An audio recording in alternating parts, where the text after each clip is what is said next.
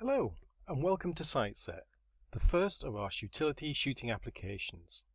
This first video is an introduction to the application. So, what will we be talking about? Well, first of all, it's to tell you what SightSet is for. To put it simply, it's an app that's designed to help you zero your sights and scopes. It's simple, with no complex calculations involved, it's quick to learn and easy to use, and it's going to save you time and money. Throughout this series of videos we'll be covering everything that SightSet provides, but the aim of this first video is just to give you a gentle introduction. So let's not waste any more time. I'm keen to show you what SightSet can do, so let's have a quick look. When the app starts, you can see that there are 5 buttons at the bottom, each of which gives you access to one of SightSet's screens. Once you're familiar with the app, most of the time you're just going to use the first 2 tabs, Favorites and Adjustments, which we'll cover later on. When you start SightSet, it takes you straight to the Favorites screen. Favorites allows you to set up the combinations of sights, targets and ranges that you use most frequently. When you're shooting, you just tap on the favorite that you need and everything is ready to go on the adjustment screen. Before we get to that, let's have a look at the other screens first, starting with Settings.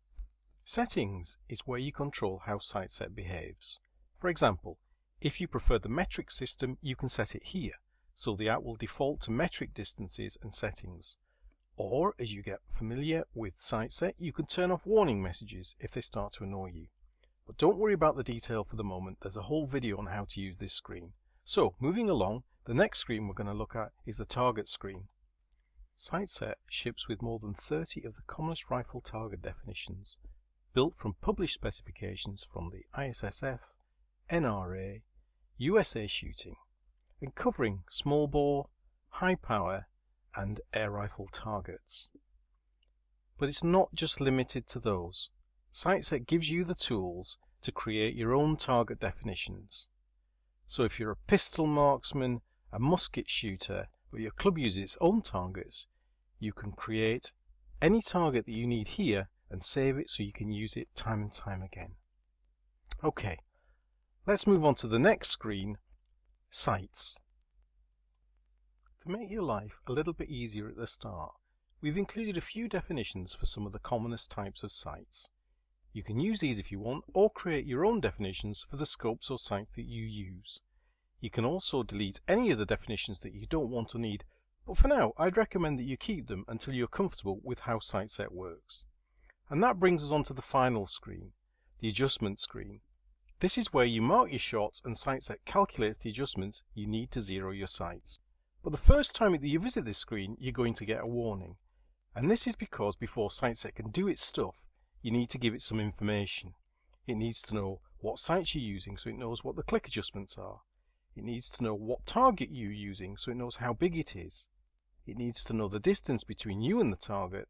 And finally, it needs to know how big you would like it to draw the marker for each shot. So let's follow the instructions and fill in the fields by tapping on the arrow button that we'll see when we get rid of this message. This brings up the screen that allows us to enter the details of the specific shooting scenario that we want to replicate. First of all, let's pick one of those targets that we saw earlier. For example, let's pick a small bore target, A23. Then tap on the Done button and we can see that the target field is now filled in with a little picture and information about the target. Next we tap on Range. This is a 50-yard target. Then we select a sight. We'll just pick one of the predefined sights for now, with 1/4-inch clicks at 100 yards. And finally, we set the size for the marker. The markers are drawn at the same scale as the target. For large outdoor targets, you might need to make the marker bigger. In this case, we can set the marker to the caliber of the bullet, 0.22 inches. And that's the scenario defined. We've provided SightSet with all of the information it needs. So we just tap on the Done button and hey presto. Now we can see that the summary contains the 4 fields filled in. And below it is the target area where we will record our shots.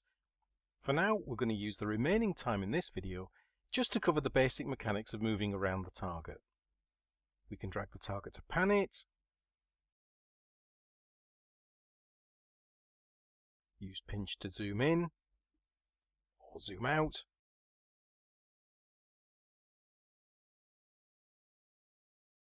and to reset the view at any time, just double tap. So, we've covered a basic run-through of how SightSet is organised. We've introduced the 5 screens that form the basis of the app: Favorites, Settings, Targets, Sights, and Sight Adjustment. We've seen how to set up a shooting scenario and how to pan and zoom around the target area. In the next tutorial, we're going to look at the meat of the app, how to record your shots and have SightSet calculate the adjustments needed to zero your sights. I hope you'll join us then.